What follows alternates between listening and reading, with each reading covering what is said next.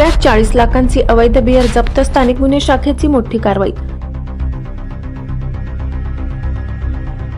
मध्य प्रदेशातून महाराष्ट्र मार्गे गुजरातमध्ये होणारी बियरची मोठी तस्करी धुळे स्थानिक गुन्हे शाखेने उघडकीस आणली आहे। जळगावकडून धुळ्याकडे एका कंटेनरमधून मद्याचा साठा जाणार असल्याची खात्रीशीर माहिती पोलीस निरीक्षक श्रीराम पवार यांना मिळाली होती।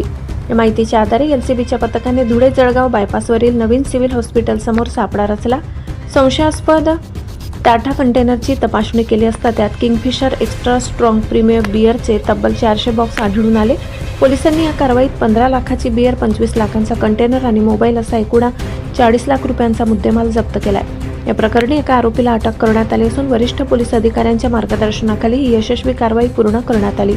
श्रीकृष्ण पारधी पोलीस उपनिरीक्षक स्थानिक गुन्हे शाखा धुळे यांनी याबाबत आपली प्रतिक्रिया दिली। Bureau report Dhule. सहसंपादक जानेवारी रोजी पोलीस निरीक्षक श्रीराम पवार स्थानिक गुन्हे शाखा यांना गोपनीय माहिती मिळाली होती की जळगावकडून धुळे मार्गे गुजरात या राज्यामध्ये बियरचं कंटेनरची वाहतूक होणार आहे। तर त्या अनुषंगाने स्थानिक गुन्हे शाखेचे PSI श्री मुंडे साहेब व त्यांच्यासोबत स्थानिक गुन्हे शाखेचे पथक रवाना करण्यात आलेले होते। त्या अनुषंगाने आज पहाटे सकाळी 2:30 वाजताच्या सुमारास संशयास्पद असलेला कंटेनर हा सिव्हिल हॉस्पिटलच्या बाजूने जात असताना मिळून आला।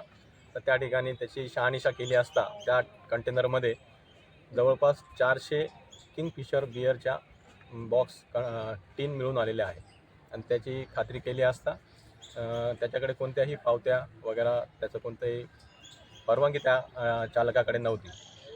सदर चालकाला ताब्यात घेण्यात आलेलं आहे। सदर कंटेनरच्या चालकाचं नाव अजय राजाराम वानखेडे असे आहे। सदर प्रकरणी गुन्हा दाखल करून पुढील चौकशी सुरू आहे।